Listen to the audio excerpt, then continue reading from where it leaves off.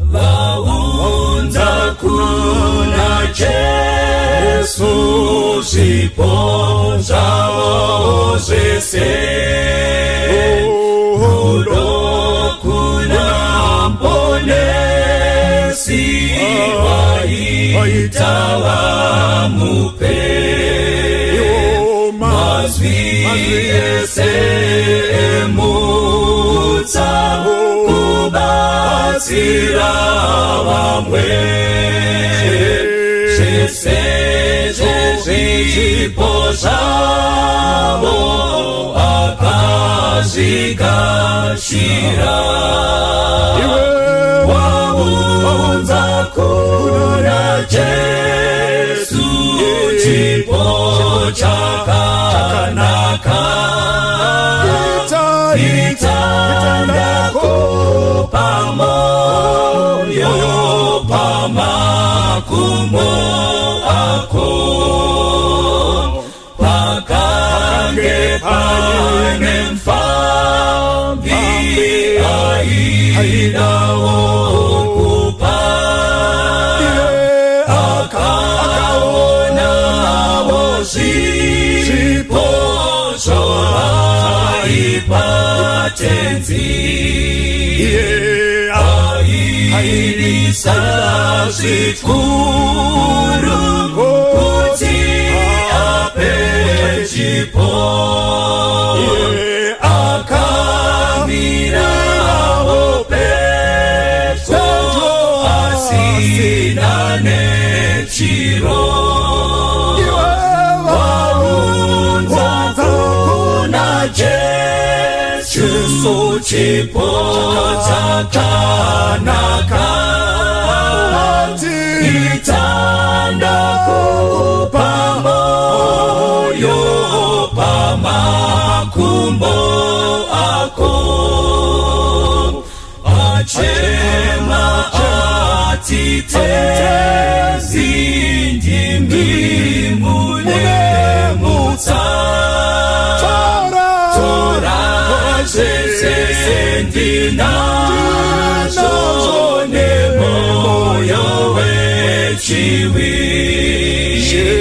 Jesu akapindura chikuru chipo chako Upina zimeze Sezaunza kuneni Waunza kuna Jesu chipo chakanaka Itanda kupamoyo pamakumbo ako Waunza kuna Jesu chipo chakanaka Itanda kupamoyo pamakumbo ako Itanda kupamoyo pamakumbo ako Itanda kupamoyo pamakumbo ako Toda kuchingamidza zvakare pachirongwa chino chepadare tinoimba muri kukomborerwa nemaprograms makagadzirirwa neMandara online. Tisatapinda munyaya iri kutsva iri kupisa muzora nhasi regai tikumbire nyati vativhurire nemunamato. Ngatinamate kuna Mwari wedu kumusoro kudenga toda kumutendai nemukana upenyu nechipo chamatipa kuti tigone kudzidza pashoko renyu uye zvikuburikidza nenhau simbisai vachanga vachitaura pamwe chete nevachanzwa tigone kugadzira pakuonekwa kwenyu naJesu namata. Amen. Amen. Amen. Regai tikwazise dare gono. Umba shumba. Shumba uko. Aiwa tinotenda. hanzi ngwari wawanda yanetsa nyaya iyoyo. Tinoda kutenda. Regai tikumbire gono mukwase vateereri tichidzika takadaro.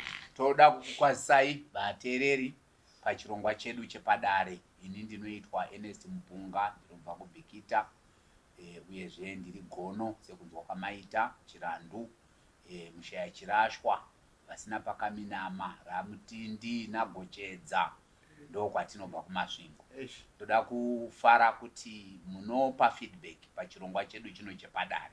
Regai nditaure ndichiti indopindira church paMandara iri muHarare, Mandara SDA church, ende mufaro wangu apo tinenge tichinzwa feedback inobva kuvateereri nevaoni vechirongwa ichi. Toda kukwazisai mese, zvikuru nhasi tinoda kumbokwazisa vana gono vese kwese kwamuri. Mwari vakuitirei zvakanaka. Ndigokwaziswawo zvakare mhuri yanga ichitaura kuti mutikwazisewo mhuri yekwamutandwa. Toda kukwazisai, Mwari vakuitirei zvakanaka. Munoteerera chirongwa icho, vamwe vari kuUK, vamwe vari kuSouth Africa, vamwe vari muno muZimbabwe. Mwari akukomborerei pamunee muchiteerera. Ivai nekuteerera kwakanaka. Tinotenda. Amen. Makadiniko vateereri vakomana tinokomborerwa kana muchitaura nesu. Inoitwa Nyati Tsikada muzukuru wekwachipunza, ndobva parusape apo mutungagore nyika nyoro yakaropafadzwa kunorimwa nzenza.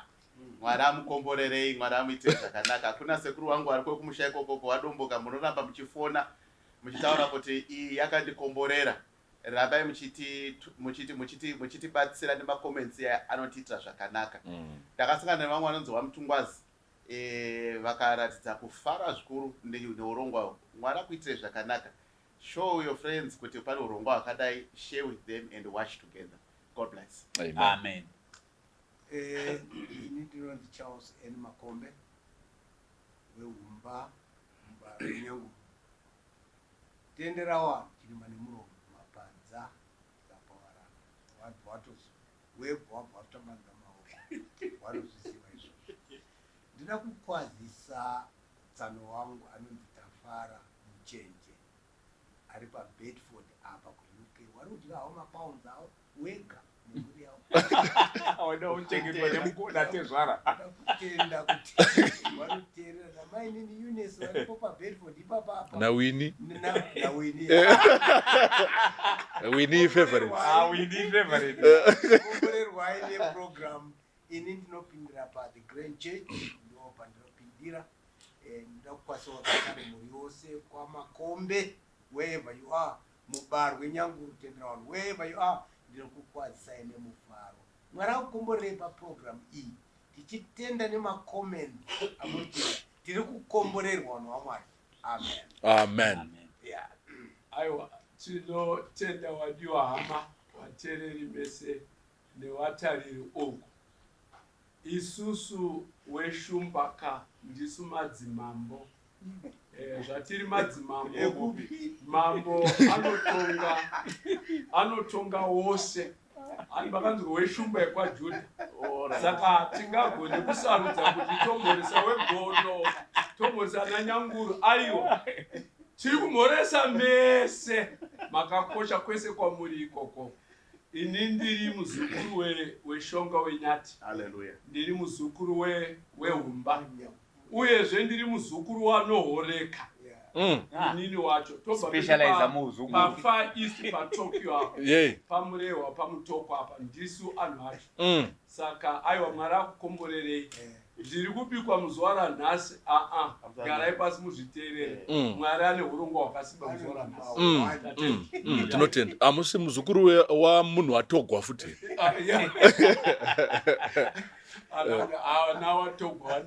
Okay. Tinoda kutenda. Ndinoitwa Mudoni, ndopindira paMandara Church, ndiri Samaita, ndinobva zvakare kwaRusape, nyika nyoro, nyika inodiwa naMwari. Ndakatonzwa nemumwe muteereri achitaura kuti vangwaru ava tinovaziva hanzi nababa wenyu, hanzi kwaRusape, hanzi vakambotigarei kunyika nyoro. Saka zvitaureika kuti makatombokusvika. Handi mazvona. You see now. Saka information tinayo mumabhuku edu kuti makambosvika. kunyika nyoro uye munoiziva uye munoiziva ya saka musoro wenyaya nhasi uri kuti iwo anokwereta ndisingazivi anokwereta ndisingazivi. Last week iyo takataura pamusoro penyaya yaiti akavaka ndisingazivi.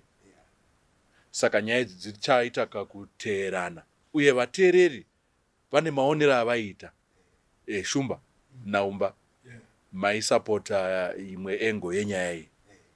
But at a point of being a man, other men were not happy to say that decision making yababa yekuti kana tati no whether it's good, otherwise we are promoting secrecy mumba.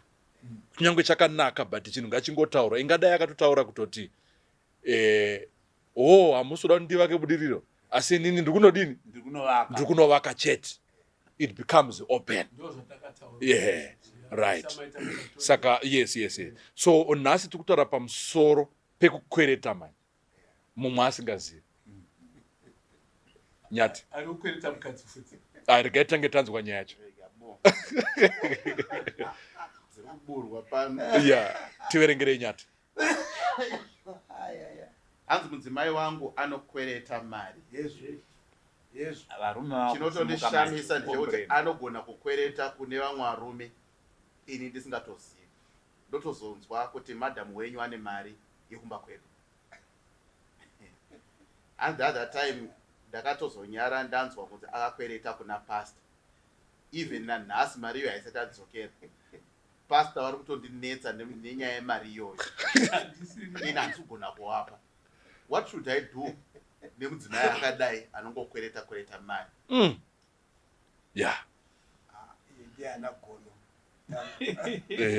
Okay, zvakaitikira kubhikita. Okay.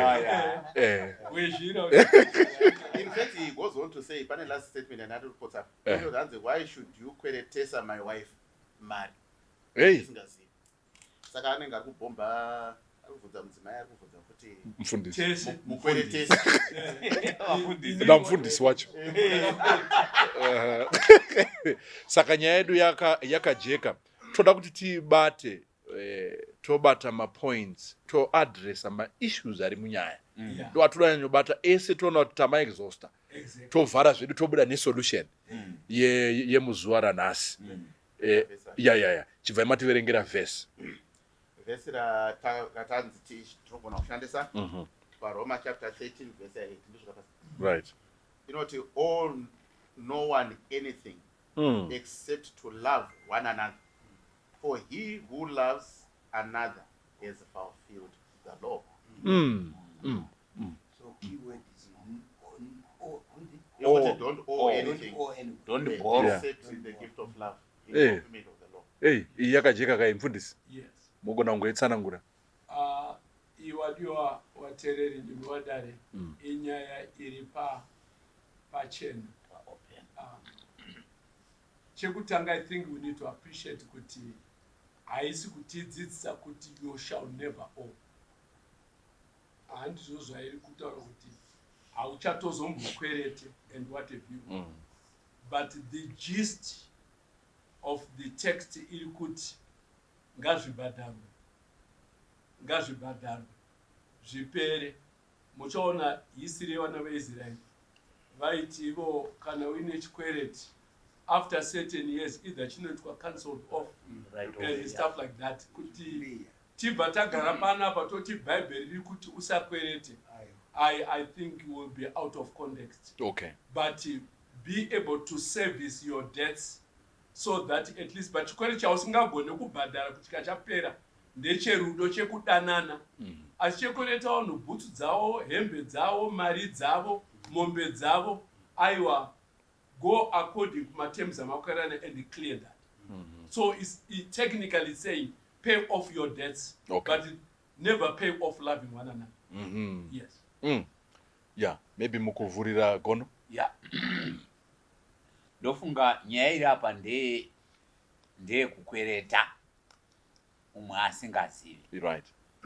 Vhesi ratiyo all no one In other words, iri kutaura kuti iyo nyaya yekukwereta iyi inofanirwa kuitwa with a lot of care to start off with, because one, kuti ukwerete uri kutadza kurarama within your means. And ukaona watoita mukwerete, habit yekukwereta, watova problem. Now in the context yemumba tiri kutaura hedu panyaya, just my opening remarks, ndeyekuti iyo mai vari kuenda kundokwereta asi havasi kutaurira baba. Pobva paita mibvunzo yakati kuti vandokwereta mari yacho vari kuuya vachizopresenta kuna baba here kana kuti vari kungoshandisa. Saka pobva pabva nepauya pfungwa yemazvake inenge iri kutambika mumba. Number 1. Number 2, zvavakwereta mai avo vazogona here kudzorera vari kukomita murume wavo without his consent. Votokwereta votowirirana whatever matems avanowirirana ndokupai pamonth end, asi murume haasi kuziva. Saka zvobva zvapa kuti finances dzemumba umu dzaakutokonzeresa because of the way the monies are being managed. Saka ndofunga vhesi yedu iri kuda kutibatsira kutigaidha sezvataurwa namufundisi kuti we are not saying don't borrow. Tiri kuti if you borrow ngapave ne good reason why you are borrowing. Exactly. And wapa ne good reason why you are borrowing, let it be communicated. And stick to what you would have agreed upon. Thank you, that's powerful. Mavurura maita pabva paita questions akati kuti Nyati, your opening. Yeah, I think kuti nyaya iri kunyorwa tiri mugore ra 2024 where things are hard. Zviri kuramba zvichienda kundooma. Obviously, I'm saying it differently from what Gono said, but more or less the same thing. But when your revenue side is so depressed and your expenditure side is high, the gap irorero richida kufinance zvinogona kukonzera kuti paite ma-challenges aripo. Saka maybe pamwe patichange tichizodiscussa, we want to then see kuti what models of lifestyles may possibly work in environments dzakafanana nedzatiri idzodzo. Because under normal circumstances, one would want to think kuti if it's a kaitiro kaita maya, you would want to think kuti usually she would have been able to service my day side, but it's looking like with the revenue side panenge pane ma issues zvakukonzera kuti paite this someone. Saka as we are going to interrogate, we will likely look at muri magariro aari kuita, mataurano avari kuita ne-financial model yemumba. Yeah. Hey, Humba. Kana ndanzwa zvakanaka, mai vari kundokwereta baba vasingazivi ndizvo. Zvinolead to unfaithfulness. Izvo dzaba dzatodhibha. Akutodzika straight. Ndekuti paachatadza kubhadhara mai avo, baba waramba sekutaura kwawaita mumba, wachati ndichawana sei mari yangu. Wanozosvika pokuti zo kana uchida mari yako utombodhila neni. Look, nyaya yezvikwereti mubhaibheri irimo, asi ine danger at the end of it all. Danger iri papi, wazhinji they lost dzimba nezvikwereti, wazhinji they lost madzimai nezvikwereti. Saka ndiri kuti kuna mai avo nemamwe madzimai akateerera nyaya iyi, kana wada kukwereta, go through your husband. I remember mumwesa mukuru wedzimari, handingatauri nezita rake, akatotaura muchechi akati madzimai ari kuuya kuzondikwereta mari on behalf of their husbands. Saka nyaya iyi haina kumira zvakanaka. Kutaura kwamuri wateereri, musakwerete. Kana wada kukwereta, go through your husband. Wakamuudza here kuti ndine dambudziko iri, maybe akanga aine mari yacho. why did you go Anokwereta murume asingazivi? Shumba muona kuti anzi mukadzi wangu anokwereta varume ndisingazivi. Munhu munyora anonyora kuti anokwereta vanhu anenge ari kutonyanyo affectika. Emphasis yake ari kuti varume. Panofanira kuva negepa here. Yeah, thank you. Panofanira kuva negepi here mufundisa. Nekuti paye mukadzi wekuvaka uyu. Handiti kandoda kudzibatanidza idzo dzienderana. Akavaka murume asingazivi. Yimwe pamwe pada yaikweretwa. Zvinogona kuitika. Handiti kuna vamwe varume vekubasa. Ngozi kune kumwe kweretisana kwekubasa. Togona kuda but kweretisana kwekubasa ngoti nai nyati ndoikumbira ka 200 ndozokukavha paya ndozodai. Vanhu vekubasa. But murume ari affected. Murume haasi kuzviziva. Varume vari kweretisana mari ava nemudzimai wake. Inini regai nditi it's a bit tricky. Kuti tidrowe graph tinyatsoona kuti varume ava ndianani kuda hatina kudzwa kuti varume wacho ndianani. Vanogona kunge vari varume kuda vanoimba wese mukwaya and they are havana mari yavo. Adzi vemukwaya havana mari yavo. Hatidi kupretenda please. Kana nyaya yangu iswa sezvairi. Varume. Whether vemukwaya kana vekubhawa kana vekubasa varume. Okay, I'm sorry. Regai. Yeah. Nyati kutora hati muprotect. Sorry, Shumba taura zvenyu. Anachipanga mazano. Kana mabva mataka kunduruma senyuchi. Nemako.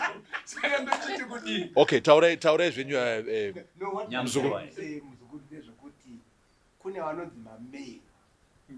Kune vanonzi men. Inini hangu admita kusaziva. Handitika. Handisi kunyatsonzwisa context. All right. Yekuti varume vari kukweretwa ndianani. Because sehusahwira hwedu togona kuti inini nemudzimai wangu tine madzisahwira edu. Are you getting the point? Havazi varume watingati they are far-fetched. Zvakadaro zvekuti ndingati ndofunga panenge paakuda in courts. Are you getting the point? But wazokweta gospel koda ungwandudza kakuti uruda mari. But gospel ishamwari edu ari musecond. Are you getting the point? Saka imimi ndodaira kana mine instinct or insight iri kuti mari iri kukweretwa iyi iri kukweretwa outside close circuit yeushamwari wedu. In a different discussion. Iyo. Kana mudzimai uyo ari kukwereta within muusahwira hwavo. Are you getting the point? In a different discussion. Zvochenderana kuti mazuva anhasi traditionally traditional eyo kuti munhukadzi atore masteps ekundokumbira mari kune munhurume. Culturally, traditionally, zvine madambudziko azvinazvo. But iye kurarama in a collegial society yedu hachisina maboundaries anotyisa ari clearly defined kuti haukumbire munhurume. That society has is different from that. So I don't know kuti mimi pfungwa dzamiinadzo. Pfungwa dzatinadzo. Dzangu dziri very clear panyaya iyi. Yes. Munhu wese whether murume whether mukadzi anofanirwa kusiya space ye individuality especially panyaya dzekukweretana. Regai ndidai mufundisi. Yes. Within our circle of friends, you are my friend from boyhood. Tikakura tese kuziva kuti ngwaro akwakati mpunga ainesa akwakati and so forth. Mai mpunga wanofanirwa kuziva pawanogumira. even vachiuya kwamuri, even in that circle of friends. Yes. Because zvizhinji zvacho zvanhasi zvacho, where we are saying it's a collegial, haisina maboundaries, ndo iri kuitika zvikobvu nemafriends iwayo. Exactly. Nemunin'ina wako ndakatombonzwa imwe nyaya itotombotaurwa yemunhu aitotaura kuti baba mukuru vari kuuya kumba kwangu. So hazvina that issue yekuti uyu murume haasi murume wako, haisi hanzvadzi yako. Panofanirwa kutova nespace yeunosiya, nekuti panokweretanwa mari veduwe, mari haibudizve kumhanya. It doesn't matter kuti iri kubva kuna mai ichienda kumurume kana varume vaviri. Panotomboitwa matalks akasimba, ndiri kudawo mari nechikonzero chakati, zvinhu zvakamira zvakati, zvinhu zvakamira zvakati. Saka indiri kuti maonero andiri kuita yamuri kuti insight kana kuti instinct kana kuti maonero atiri kungoita, tiri kungoti munhurume wese nemunhukadzi wese, especially in a marriage setup, mai vomukweretwi, vababa imi mataura nyaya yasamaita, mai mupunga vondokwereta samaita. Ngatisabvisa mai samaita muequation kuti tine ushamwari hwedu. Vanofila sei kuti pavazobva kuno vachienda kwasamaita kuzondokweretana mari, zvii environment yacho yakamira sei, vamboitangira papi nyaya yacho. Saka izvozvo zvinofanirwa kurespectwa, because kana tikasadaro we are no longer respecting marriages, ende zvinoitika zvacho hatizogoni kuzvikontrola. Tikati iye zvinezvi tamusociety hatisiri yekudhara iye tinenge takadai, because the lack of those boundaries ndo dzakuita kuti vanhu vachinjane madzimai. Nyati regande pana nyatia nyaya iyi mabatiro andaita. I want to say kuti the statement is very loaded. Yaari kutaura murume. It's a very loaded statement. Pakutipo ari kuita concern yekuti I think kuti Wampunga ada kushaura kuti pari kuita discussion yemari, this woman is able to make strides and present a case yekushaya kwake to another man without the knowledge yababa.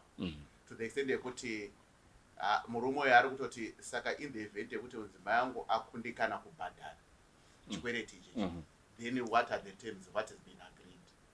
Pane matrust issues aripo ekuti murume uyu peradventure ari kutotaura kutoti iweyo chaita kuti uite magatsi ekuti unokweretesa mudzimai wangu without necessarily going to the extent yekunditaurira kuti kune mukumbiro wakadai. What has given you that confidence? Nekuti kana uri kugona kuti udaro, it means kuti in the event yekuti yatadza kubhadharwa pane mamwe mabhadharirwo anogona kuzonetsa echikwereti ichi. I think kuti ndo maissues are stereotypical thinking. Well, I don't know. Zvamutaura zviri correct. Sorry to interrupt. Zvamuri kutaura zviri correct. Kuti panogona kuva neyo way yekuzobhadhara chikwereti inogona kuzoinvolva moral issues. But hatidi kubva taita blanket cover and brand every woman kuti ukaona wakweretwa nemudzimai pane zviri kutsvagika. No, we are saying kuti this man concern yainayo ndeyekuti it's bordering on that. You cannot then exclude that. Because it can be part of it. If men are now coming to the husband, we want to think that maybe they are moral. Because now what they are looking for is their money.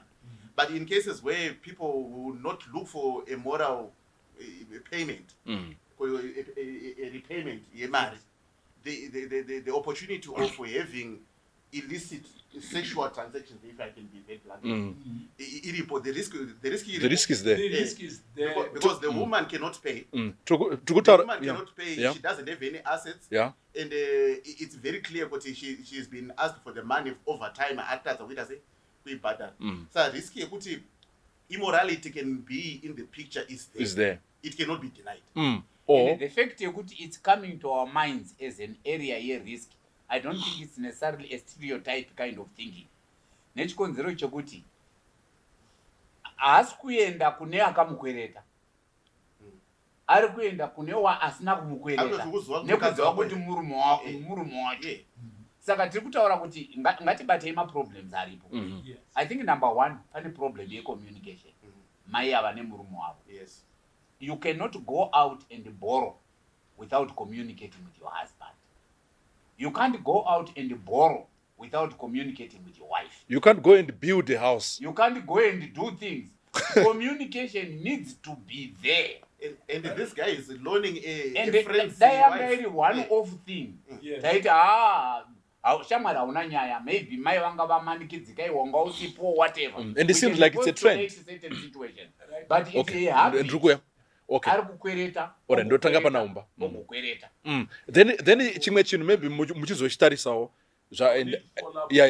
ndafara zvataura naNyati kuti ma results azvo kazhinji kacho kana muchitarisa zvinhu izvozvo izvi zvinogona kuitika.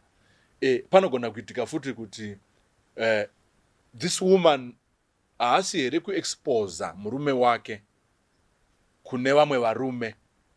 The man's ego is being challenged umba panyaya iyi, because mukadzi pamwe ari kusvika obva ati onaiko zvino izvi magetsi edu akuda kutopera, chikafu chedu chakutopera, please musazodza. Ari pamwe atoti musazodza murume wangu. Murume ari kuti no, there is something that I am doing. Handiti tiri kugadzisa, ndiri kuzviziva nyaya dzene. Uzongona mukadzi abhadhara fees, atenga magetsi, atenga izvi, atenga izvi, ende haasi kutaura kuti mari yacho yawanikwa kupi. In fact, this is the point exactly what I wanted to cover. Kuti unopiwa maruko, you have made a damage kumba kwako. Burumasi kuzara. You misrepresented. Wakundotaura bad about the man. Unogara naye mumba. Unorara naye mukundezi. Kuti atadza saka ndauya kwauri kumbatsi. Imagine kuti murume uyu ari kuti warume abva apedzisira kuti mari yako nezvandeyapa. Pastor tiri kuvavinga, toda kuvahama zvokuti rega titi Toda kuvabata separately. pastor ndoda kuti tiitaure iri yemuzodziwa iyi. Haidi kungosangana. Aiwa, haisanganiswe nedzimwe ya. Ndiri kupa reference yekuti yakuzonetsa manje ndeyapasa. Tichasvika iri mai. Yeah. Now, zvine danger murume mukadzi aende kunokwereta outside. I think my opening statement ndatanga ndeyekuti zvine moral mukadzi isina kunaka. Because murume uyu ari kuti ina I'm not going to pay. The wife does not have the capacity yekudzosera mari yakakwereta. Now, how is it going to be paid? Mudzimai will then compromise and say, look, ndatadza kubhadhara mari, but here I am. Yes, mfundisi, mamune engo another line of thing. Okay, sorry, rega tinzwe shumu. Chekutanga ndoda ku celebrate a point yataurwa naGono kuti kuda challenge hombe mumba may not be spirit. It may actually be communication breakdown pakati pababa nemudzimai wawo. Ndobva ndada ku include this communication breakdown iyi kuti iri ku embrace all the networks yemhuri, kuti mufundisi wanokweretwa maticha edu wanokweretwa mari but hawasi kubvunza kuti ko baba vari kuti kudii. Lizo ndokwereta mupunga mari haachabvunza kuti Mike ari kuti kudini and what have you. Saka ndofunga patiri kubika nyaya futi wakweretwi eyo wane a stake in this issue to complicate, because kana makutozondotsvaga zvikwereti zvenyu pamaikwereta makadi kuita cross check kuti mai vanenge vari kuda $500 kwandiri kwakanaka here mati toita sei. You are not doing that. Uri kungopa yorega kudzoka instead kuenda kumukadzi yakuti mari yangu ko ichauya rii, wakwenda kune chinyi, wakwenda kune murume wacho and what do you. Inini ndoda kuunza imwe point. I am not exonerating mai yavo kuti zvauri kuita zvakadini zvakanaka, but mukaendawo futi ku flip side, on the other side kune munyori atinyorera tsamba iyi. It's very possible kuti vamwe varume pocket yavo is so tight haitsukunyuki zvakadaro zvekuti mai wamboedza neengolei. Money is over managed by one person, leaving the other person ari pamhene ari vulnerable. Overshared is no in ndoita sei. And then kochizoya manje ma distortions iwaya ekuti nemhaka ekuti murume is not accessible in terms of titaure nezvemari tipane mari uyangoti ini ndofunga kuti nditowana mari rega ndidai. Not that kuti zviri good, but dzimwe nguva vanhurume we are so tight-lipped nemari yedu and over managing it, leaving the woman are so desperate, not knowing kuti saka in this life how do I move forward. Saka munhu arida kubatsirwa, baba hawana kutiudza kuti how does he manage his money, hawana kutitaurira. Vari kutiudza kuti mudzimai anokwereta, but he is not telling us exactly kuti ivowo sababa kana mukadzi wako akangotanga achikwereta here, kungoroorana mukwereti uri kukwereterwa mari kuna vanhu wese, umbori kupi, zvambotanga sei. I think dare rinei kunyange baba wasina kuzvitaura hati ndokungachada kubatwa kubetsera baba paengolo yekuti let's manage our monies in such a way yekuti you don't create desperation to your family members. Nyati. I think if I'm to analyze the story, correct me if I'm wrong, this is consumptive borrowing. Yeah. Munhu ari kubhorowa tumari tokuita bits and pieces, maybe take a dress, they are not really large. But it's not, we are not told. I don't know, but I don't think they are really large values in my view. Just reading between the lines. I think what maybe like you correctly said, maybe it's a challenge. What avana kugona ku interrogate their lifestyle and they're really looking at my needs out vis-a-vis the monies that they are getting. But maybe kutaura kuti hanzi varume kune varume vari tight. Could there not be reasons for that? Because maybe pamwe uri kuona kuti mudzimai wangu ari wasteful. She's free in yeah, she's wasteful. Wakamba mari aishandiswe zvainge rufanira kunge ichishandiswa, haigari mumaoko and she will still come back. Saka murume anogumisira kuti saka kana muda something I'll bring chamurikuda chacho. Because ndikakupa mari yacho hausukuda sei hausukundotenga zvandiri kundokupa. Saka there may be a lot of issues that may be triggering that. To the extent that this man now is frustrated, maybe peradventure, he's saying, but can I my provisions? They are there. I'm not seeing the reasons why anyone would ever lend my wife anything. We are not being told which my reasons. So okay. Just a minute. Just a minute. Munoziva here kuti kune vamwe varume mari yerent chaiyo haipo, and mari kana yeschool fees yemwana haisi kukwana. Mai woti baba menge madi kuti mumbotsvaga tozonoti ngaita sepambera haini handikwereti inini I will not borrow anyone. Saka todiko rent I don't know, mwari ndiye anoziva. So create such a desperate move inoita kuti mumwe munhu oti hainini ndakutongoitsvaga mari yacho iyo and what have you. Saka zvinosiyana. Problem ndekuti hatina kubikirwa nyaya iyi, isu ndisi takubuilda magaps. Okay. Isusu gone. Yes, gone. Regai ndikuya pamurumba. Regai ndoye pana gona. Mfundisi ndazvinzwa. Nyati, thank you so much. Ndanzwa pfungwa dzenyu mfundisi. Thank you so much. Ndofunga nyaya iri papa ndi. Isa hatina zvimwe zvese izvi. No problem. But it's straightforward panyaya ishi. Yes. Anditika. Mukadzi uyu murume asoda kuti mukadzi anokwereta kuna vamwe varume mari. That is the point. Anditi. Whether we akaomera, whether akaita sei. Yes. Is it not a question of stay in your lane? Yeah. Let us not build the relation.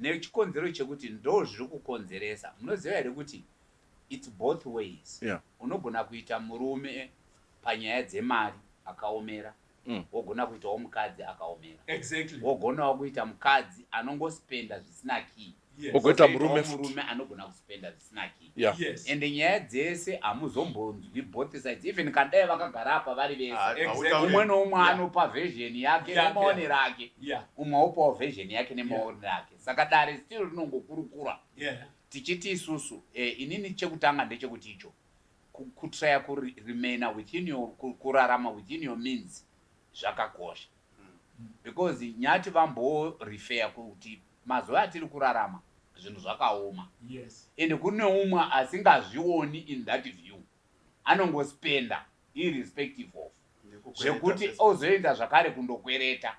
Saka isusu toda kumbotanga taura kune ari kutsvaga rubatsiro, nekuti ari kutsvaga rubatsiro aita zvakanaka, tozoti iwewo uri kutsvaga rubatsiro hazvingagoni kungewo here zviri kuti, so that we move with it in stages. Ndo maonero andiri kuita.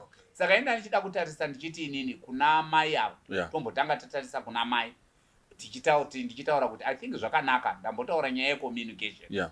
Chechipiri I think chiri kuuya mukati mepfungwa dzangu ndechekurarama within your means, kuti ngatiedzei kurarama within our means, nekuti the moment you get into the habit of borrowing, even zvakaipa sezvemuri kutaura mufundisi, ndaomerwa ndoziva ndoita sei, you are digging the hole deeper, because now obligation here kana wambotaura yerend, instead yekuti tironge mazana ekuti toshanda sei kuti tiwane mari yerend, ndikararama nekundokwereta, next month ndakuda kubhadhara rendi mairi, ndakuda kubhadhara rendi yemwedzi iwoyo nechikwereto chandakabhadhara, toenda futi ndondokwereta, ndakuda kubhadhara 4. Saka it will never end. Zvakutocreata maproblem, bankruptcy yatovamo mumba macho. Saka ndikuti ngatiedzewo zvakare kurarama within our means, zvinogona kutibatsira. That's powerful. Kuna mai nababa. Umba. Zvakanaka zvataura. Yeah. I think I would be very happy that Murumat we are new that inini ndiri kuprovide zvese. I would be very happy. I agree with you. That our I agree with you. Kuti look mumba munomu ndiri kuita zvese neishi. I don't see any reason why my wife could go outside. Moso kundokwereta varume. Amen. Izvozvo manje problem, yes, mudzimai kundokwereta. But problem to me, let me talk to you men. Yes. It's you. Because dai watitaurira kuti iwewe inini ndiri kuita zvose mumba mangu handioni chikonzero why my wife is going outside kunokwereta kuvarume uko. It could have been a different story. Okay. To me, ndizvozvo idare muri right. Kuti dai anga atitaurira izvozvo, you know what I mean? But ndoda kuconcare nezvataura varume ava. One, there is no communication mumba imomo. Two, mari youri kusenza iwo murume is not clear kumudzimai. He doesn't know kuti unotambira mari. She doesn't know kuti I don't know how you give her kana kuti unotenga ndiwe. We don't know. Because it's not clear to us. You know what I mean? But danger endaona baba, you young man, the E. Dai wataura kuti iwewe ndiri kuripita zvinhu izvi kuti zvisinge into your mind kuti warumeni wepadare mudzimai wangu ndomuitira izvi, ndiri kuwana mari dzakati, kana kuti ndiri kuita zvese zvinofanira kuitwa mumba muno, handizivi chikonzero why my wife ari kuenda kundokwereta kuna vamwe varume. Taigona kuziva kuti pane reason kumudzimai yaari kukweretera izvo. But there are women out there. There are sekurus. There are sisters. There are other people. Anditi inini mukadzi wangu anditika because ndakaomera zvamuri kutaura, because maybe I'm not providing enough. Otanga kukwereta vanhu vekuchechi. Ini ndiri kubva kuchechi ndiri kusvika kumba ndosvika paine murume pagedhi akamira pagedhi, then mamanigarisa dare mubva mati no, of course yes, angasafanira kudaro, but you are lacking, you are not providing for your wife. We are not just I feel that we are protecting in the discussion. Are we not protecting this person? Inzwa Nyati mo uyepa pa. inzwa isamaita. sometimes tinogona kufila kuti tine chikwereti kune munhu anenge atinyorera tsamba, kuti munhu atinyorera tsamba ngatichifungaisa iye, so that kufunga kunoita umbou inda uri kufunga zvinoita uyu patight, funga zvekuti mukadzi ndiye ane problem. Let's balance it. Pane inonziyo positional perspective. Positional perspective inotiyo iwewe nyakutadzirwa iwewe chimbomira pakona and try to see things from the end yemunhu ari kukanganisa kuti uyu munhu uyu zvii zvandingenge ndiri kuita inini zviri kuita kuti mukadzi wangu akwerete. It's not normal kuti munhu andokwereta iye ari married. Iwewe alright, you are a perfect husband, and we assume he is a perfect husband, but indori kungokwereterwa nemudzimai. Could there be certain things in your life that possibly are extenuating factors? We are not just trying to make our credit and what have you, but it is good kuti tibatsire nyakunyora tsamba uyuko. Anofanirwa kuita futi retrospect in his own way of doing things. Are you getting the point? In as much as turi kuponda mai u aiwa ngatiti munoti kunyimo kudzungune kunyimo hatibatsire vanhu avari wangani wairi kutaura chokwadi pamberi paMwari. I want to make it very clear. Habit yemunhu kadzi eyo kundokwereta mari kune vanhurume, even arunzirutwa namai rachi, I would be very much concerned. We are not exonerating mai avo. Okay. Mai idi kana muchindokwereta kune varume, kuna vafundisi, baba vasingazivi, that is wrong. Thank you. We will not condone that. It is wrong. Thank you. Then, but still more. How are you managing affairs to make my family members and not kwereta? Yo, settle unechka unazwe chichi kumboitika. How are you managing? What is the communication like? In it, the major problem is kuitika mumbongo. Baba is running his own life. Anoda kutozoya in the world yemudzimai nekuti akunyadzwa nausitsvaga zvikwereti, but otherwise outside wafundiswa vari kukweretwa nevamwe varume vari kukweretwa. I don't think he even knows what is happening in the world of this woman. He does not even know. He only gets to know it kana pane munhu anoka padhoo kuti tudowo mari dzedu. He does not know. But what if he's nyatika because murume uyu anogona ange ari a poor man. That's good. Another perspective. Yeah, he's a poor man. Thank you. This man is a poor man. Yes. Mukadzi wakanda zvinhu. Mudzimai munhu anoda zvinhu. Pamwe hatombosenzi mudharo. Because mukadzi uyu haasi kurita munhu wane varume. Ari kubhadhara. Because chazoti ichanyanya ndichamufundisa. Yeah. Nyati, maybe you can make a comment. Yeah. I think ari kubhadhara. Zvimwe zviri kubhadharwa zichamufundisa ati munhu waMwari newewe. I think pane my Tobatenda pa pastor, yeah. My lifestyle questions are kubvunzwa. Whilst pastor is very passionate vachihamawo shamwari yangu yanyora. No wese, daruwa wese. Shamwari yavo yekunyika nyoro. But I just want to also say kuti kukwereta kuri munhu anogona kuita an addict yekukwereta. Ndopatenda kutaura kuti munhu anogona kutoita chirwere. Okay. Kuti munhu anogona kutosvika pakurwara hazvina reason asi ari kungofila kuti andishandise mari yangu. Anogona kutoita that sort of. No, I agree with you on that point. Saka patiri kutaura paipai pekuti mumba manyaya kudi, inini I want to think kuti the fact that the husband is concerned nenyaya yezvikwereti means kuti he knows kuti there's a limit to certain things in terms of outside communication. Ndochekutanga. Chepiri, maybe pamwe what we may need to do ndikona hangu nenguva yedu kwayasvika. And I wanted to then think kuti kwandiri it is not so much as kukwereta varume. I know we've heard pane nyaya yekukwereta varume. The reasons why this lady is going for a room, in my view, would be, like you said, what is a poor man. Obviously, the friends and the company around them are probably of the same profile. Yeah. Saka, if you are looking at that from that perspective, then likely kuti vanhu vane capacity yekugona kuextenda credit kwaari vanga vana mai vanogona kunge vari vana baba who may be sympathetic to the way they are living, pamwe vari kuonawo matambudziko avari kusangana nawo, and she then can present a case appealing enough to then attract that sympathy. But I think kuti maybe pamwe where I want to zero in and come back pamwe mataura panyaya yevakweretesi. Yeah. Surely if your friend's wife is coming out, your spouse, your friend's spouse is coming to you, kukumbira chikwereti, and it's happening frequently, should you continue to extend a hand? Yeah.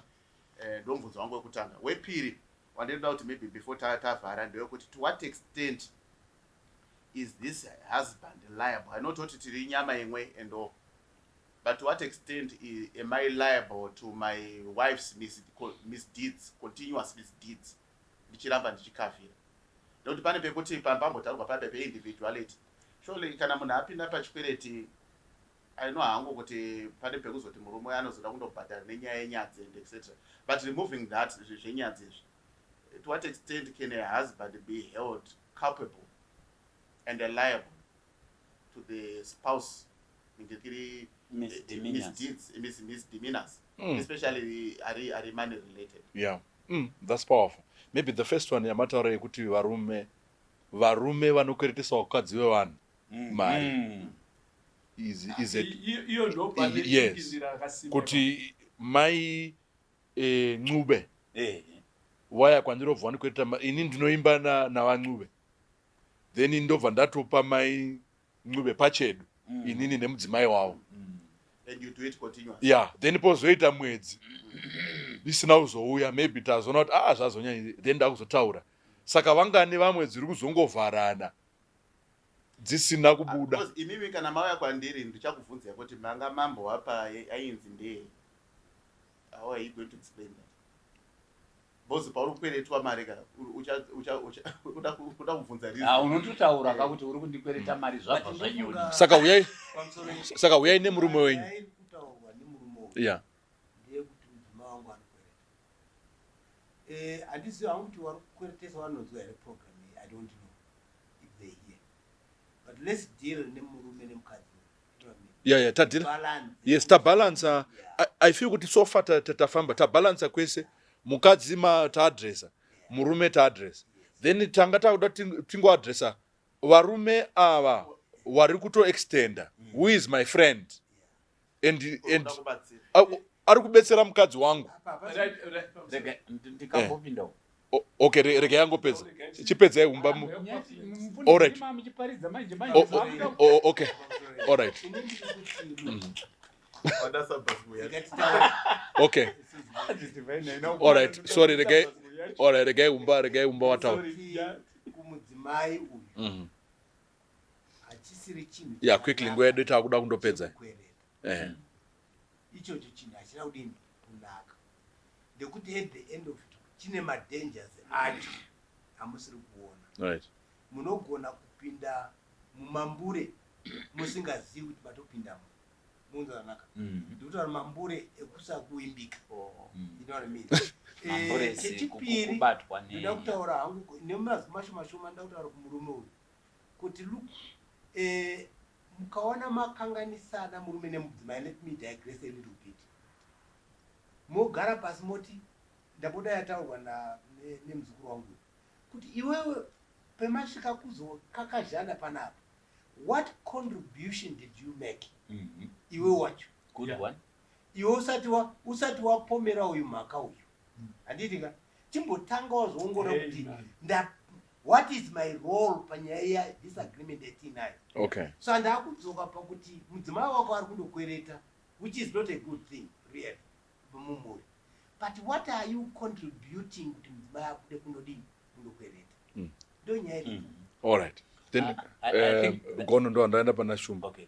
I think that aspect yekuita interrogate murume, I think itaibata. Yeah. Kuti yakanaka kuti titarise kuti akuti zvizoitika iwo ngaita same. Yeah. But ndanda kuda kuextenda kune vama third group ramataura revakweretwe. Yeah.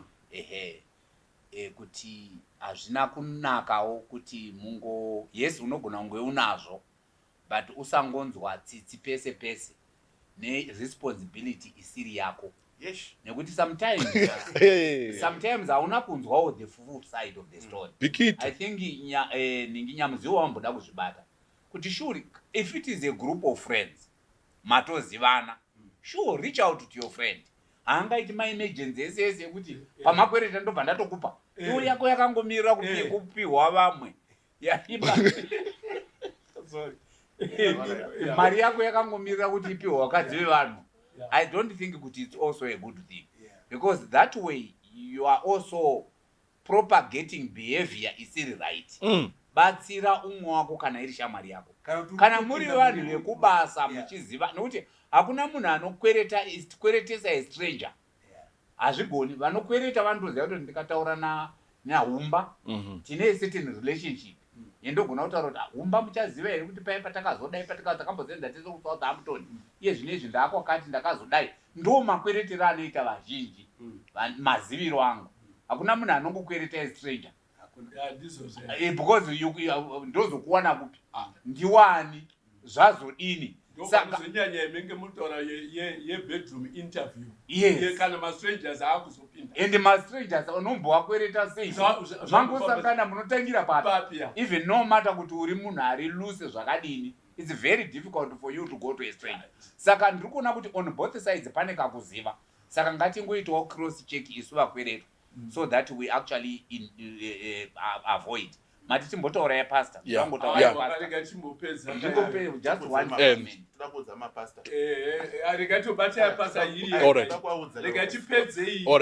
Chibva imepedza toenda the next 5 minutes tichivhara tichitaura pamusoro papastor. I think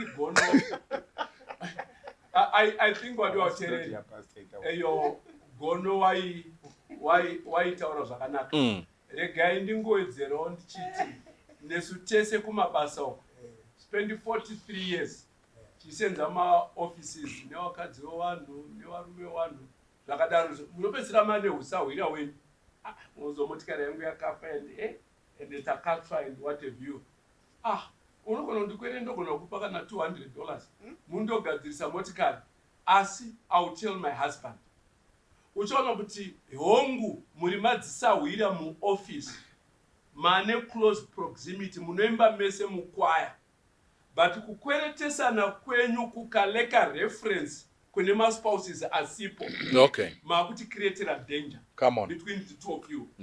Isaka I think kuendelana tutaurwa naumba ningi nagono idi kukweretesana handifungo kuti tingabataisa mutemo wekuti mukadzi haagone kukwereta murume and murume haagone kukwereta mukadzi, but there must be a kingpin in the respect this relationship. Respect vamwe vasipo. Are you getting? Sure munosympathize unozwa mai wangu kumbata katra and wada kuenda kuscan atina kana mari and what have you.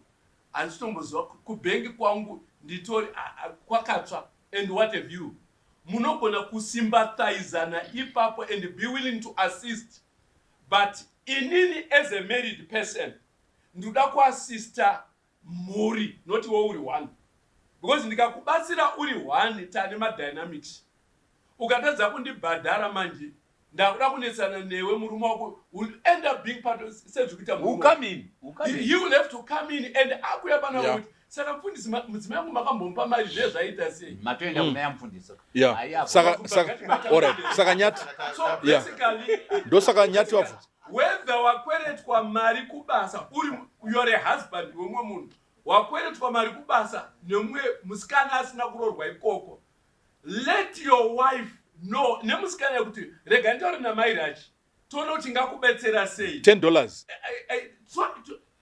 aiwa zvikwe vanimazvona manje so izvo handifungo kuti kana ndoiyo mari iri kweretwa namai awaka I think this man is overcharging. I think he's going to beyond my extremes kana ari $10 $20 itufunga kuti kutora mari chaidzo idzo aiwa ndangopa muenzaniso because kune zvinoaffecta mfundisi zvinoenderana neeconomy yes yeah exactly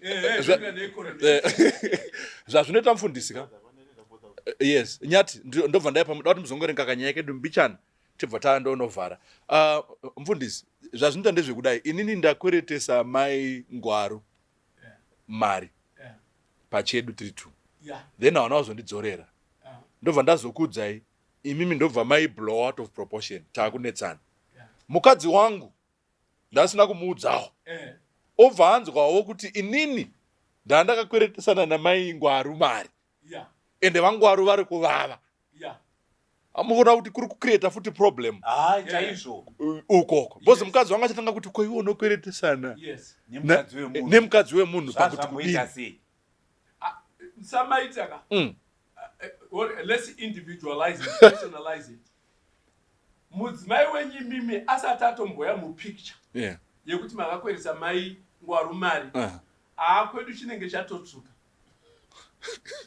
chatotsuka kuti mudzimai wangu anokwereta mari kune mumwe murume ende inini wacho I'm kept outside. I'm oblivious of what is happening. And ndozotarisirwa kuti ndiwi munouya uzoya kuti wozoda kusunga inini chikwereti inini wacho munopedzerana aiwa ano muchabhadharana pamakapana mari yo nyati chipindai pamusoro panyaya yose neapo ndimbotaura zvapasi ya tatapana pasi regedzai nyati wangoverenga mbichana tingonota cover nyati ndiverengere tichindovhara mudzimai wangu kubva musoro mudzimai wangu anokwereta ndoweita in summary tichida papasta mudzimai wangu anokwereta mari kune vamwe varume andikapedzisira nzoti pari zvino chandinetsa ndechekuti akakwereta kuna pasta vari kuda mari yavo handisati ndavapa why should you kweretesa my wife money andimaona mani saka pasta ndopenda kutora mari pasta nemapasta esakateera panyaya inhengo yakapeta kwamuri mwana ende munopasta iyo mhuri iyo iyi chakanetsa kuti muti mimi kune murume wacho mai wauya kuzokwereta mari kwandiri munoti kudini chii chakanetsa munogona kuya kuzobvunza chikwereti chemakapa Ndisingazivi zvinofamba sei ndo pane danger apa kuti pastor anomanaja chechi anokweretwa nemudzimai wechechi wonyarara kutaura murume wacho kuti mudzimai wako ari kuda mari ndi usati wamupa ungadai wakati baba mai wauya kuzokwereta mari what do you say ndinobvunza umba kuti saka muri kuramba here kuibhadhara mari because awo yari kuti handisi kuibhadhara maybe tinoda kubetsera murume isusu wafundisi azitropa mari dzacho kubvisa nyadzi dzendakaitwa because handizivi zvakataura kuna pastor about me, you know what I mean? Asi ndakubhadhara mari iyoyo nechikonzero chekuti ndakutonyara pamberi pevanhu nepamberi papastor asina kunditaurira on the first place kuti mudzimai wako akakwereta mari. Saka vari kufanira kupengerana because kupenga kwaari kuita ari kuti kubvisa nyadzi kutopenga kwaari kuita hakusi kutoita nyadzi apa ndiri kupengera pastor wasina kundiudza kuti izvo mudzimai wako ari kuda mari kwandiri. Pastor wakuda mari kwamuri. Akuda mari kwandiri. But haana kunditaura pakakwereta mudzimai wako. Alright, ngatidzwe kuna vafundisi vari kuendesa vanhu. Sure. We live in a very imperfect world. Yeah. And if all decisions were perfect, we would not be having dare. Yeah. Tine dare rinei, problem inei. Yeah. Nekuti people overlook certain processes by decision making. Yeah. Also kuti eyo mai humba ndiri pastor wao ndoti pa grade ndini pastor wao nana humba itsika nditsike ndidini. Are you getting the point? Tane usawira wedu mai humba wakauya wachiti mfundisi zvatomera eyo inina na baba taomerwa saka waumba wangu ari kutiwo kana chibvira maigona kuti patsiro $100 nemwana ari kumhanya kuchikoro kuzvabva zvatiomera ayo karega ndibhesi saka ndindatouya kuti pamwe ameno kana muchigona yese hayo pastor munogona kutibetsera but kana kamunenge minako ikako shuwa zvatotiomera ndatosiya baba pane kwauri tondotsvagwa wachidini and what have you saka panouya dzimwe nguva element yebasic trust kuti zvandiri kutaurirwa namai humba izvi vachimirira mhuri yavo ndizvo pobva paita instinct yekuti muri machurch member hangu ndinokuzivai oimarii wozoziva leta mari haichadzoki kuti ukaona murume eyo akundobvunza mumwe murume, are you getting the point? Chances are akaitwa reference pakukweretwa kwemari, akaitwa reference kuti ko iya mari haisati yauya wani, mai wakauzotora mari haisati yadini, haisati ndopanozoziva kuti no maripi and stuff like that. So basically, sure, as pastors we must quiz every process and every where you can. As a pastor, try to clear every point. Has every nut been tightened? Otherwise, unogona kubetsera wozosara ndiwe mfundisi ndiwe mufudzi watakura nyaya mumaoko mako. So I think follow through and be convinced. Okay, thank you. It's above board. Thank you. Time media famba getende pana gono. Very briefly your last short. Words angu ndiye kungoti pane pachikwereterana mari, especially in a family setting, dai mai vandu approach mai ngwaru kuti vatikwerete mari kuna pastor ngwaru. Mai mpunga vondo mai ngwaru vo approach mai mpunga. Ishitsirewo kuna baba kuti tatichidawo kubatsirwa. That way zvinoita especially semakristu zvinobuild ma relationship, hapana kufungirana, hapana kuhwandirana, ende kumba kwenyu mune mataurirana. Then that way zvinobva zvava very clear. Nyaya yekushandisa madzimai as a bait yekutsvakisa mari, I think it's evil. Kuti nditume kuti mai mpunga endai mundotaura namai ngwaru kuti namuna vangwaru kuti tiri kuda mari. Because what am I using? You know to ziva as a family, as husband and wife. What am I trying to say? If I want to borrow money, I either go kuna pastor ngwaru directly, chama ndibatsiro nemari. That's fine. Kana mtafunga kuti ndikwanisi kuzviita ndoda kukumbira mai mpunga, ngavachienda kuna mai ngwaru. That way it preserves our marriages, it preserves our dignity. Things become transparent and hapana kufungirana. Thank you. Nyati. Okay, ndandauti nditi the flip side yezvakutaura kugono. If mai vakaenda kuna mfundisi wavo vakapresenta whatever she presented, mfundisi vaine chido chekubatsira, the answer that I would have thought would have worked for him would ndanzwa zvamataura mai, rega tichironga ndichauya ndoona baba ndoasvitsa nokubatsirwa kwatina. Then that way wasunga hapana problem, because she has failed to cross reference. You are now doing the counter check. Some funders ndo chekutanga. Then chepiri atina idongowa, but we need to be very clear kuti kana munhu aine chipo chekuda kukwereta asingadi kudzorera, anoshandisa very difficult methods dzinongwa. Anokukweretera pekuti iwewo unotambudzika kuti uzoenda kundochibvunza chikwereti chacho. Vanoshandisa nzira dzekuti they create it in such a way kuti munhu anoda kundotsvaga mari yacho anoremerwa pekutangira pacho kuti atange kutaura nyaya yacho. Saka mari iyoyo inogona kundorowa. Unogona kutotora advantage yekuti baba wangu akanyara kumba kwedu, saka unondoitanga sei? Bozi mvunzo chabvunzwa makakweretetana sei? Zvinge zvaita sei? Semusina kundibvunza. Mari yakawanda 4,000 6,000. Mari inogona kuwanda over time ichita sei? Ichikweretwa. Saka I want to just say kuti whilst we may not know a lot of issues, I think the bottom line in ngoripo ndiye kuti where possible just stay away from chikwereti. Thank you. Thank you. Umba. Ndinoda kutaura kune murume uyu. Mari yakakweretwa. Ipa mfundisi mari. Ndobhadhara mari kuna mfundisi. Thank you. Mongo Divarra, just 2 seconds. Yeah, in 2 seconds, Zanda kumbirwa wadiwa watereri. Eyo pana monyori anonzi Ellen G. White. Anotie ngati wenge izvikwereti selepros. Kuwenga chikweret selepros. Aikona kujairira kusolva madambudziko nekukwereta because you are creating a bigger challenge. And then todzokera kuna Genesis 1, Genesis 2 verse 24.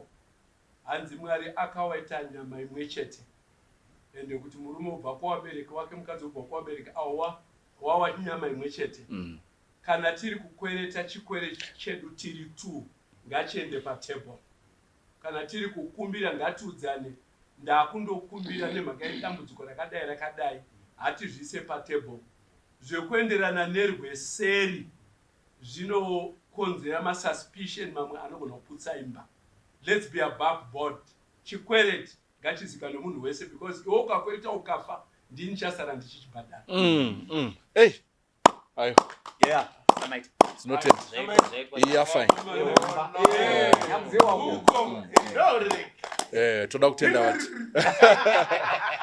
Toda kutenda vateereri nenguva yatava nayo tinoimba takomborerwa madzimai musakwerete varume vasingazive ndiro dzimwe pfungwa dzabuda iyoyo murume wacho ivavo yes tinoda kutenda naizvozvo regai tikumbire gono mungotifara nemunamato. Ngatinamati baba vedu vekudenga tinokutendai nehurukuro yatava nayo mukati mezuva ranhasi. Amen. Tinodaira kuti kunze kweava baba vanyora tsamba zvinoitika mudzimba zhinji mudzimhuri zhinji kuti vanhu vanoenda vachindokweretana nenzira vachifunga kuti mangwana ndichaiwana ndodzora. Chingondipa iye zvinezvi iriko kumba ndozokupai mangwana. Wozoona kuti mangwana uya hakusisina. Saka tinokumbira kuti tirongeke sedzimhuri, ticommunicate zvakanaka. Chechipiri titeedzerewo tirespectewo unity yemarriage inenge iri pakati pemhuri iyi nemhuri iyi. Ndo zvinoita kuti tive maKristu chaiwo, tive vanhu vaMwari chaiwo, tigarisane mucommunity nekumabasa nenzira inofadza.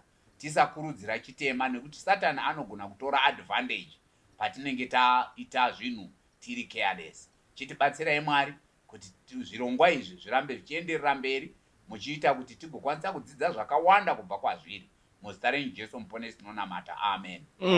Amen. God bless you. May God keep you. Zimwenguva ndosangana nemiedzo mupenyu ndinoshaya simba rekufamba ndinoshinga kufamba nzira nyangwe zorema tindora mbuve pechondeli baba ndinochema ndabudzika ndibatei ruoko mufambe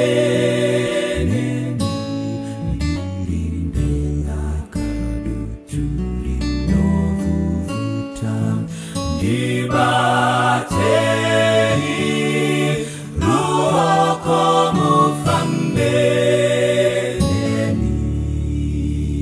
Baba ndinochema ndabudzika ndibatei ruoko mufambeni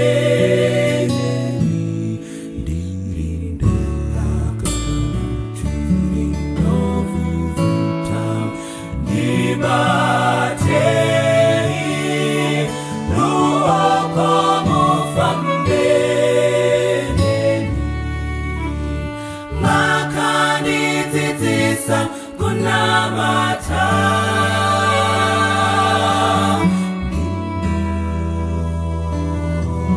pfugama